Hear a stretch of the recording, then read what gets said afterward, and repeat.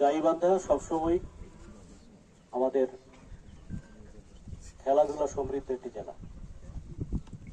আমরা football, cricket tournament, আমাদের অন্যান্য যে খেলাগুলো রয়েছে প্রত্যেকটা খেলাতেই আমরা সবসময় সাফল্যের স্বাক্ষর রেখে আসছি।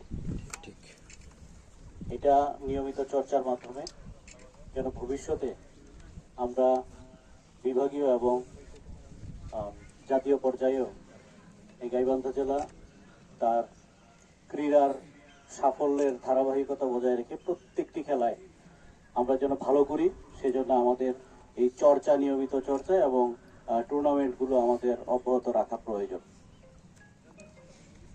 প্রাইম ব্যাংক স্কুল টুর্নামেন্ট আজকে আয়োজিত হতে যাচ্ছে।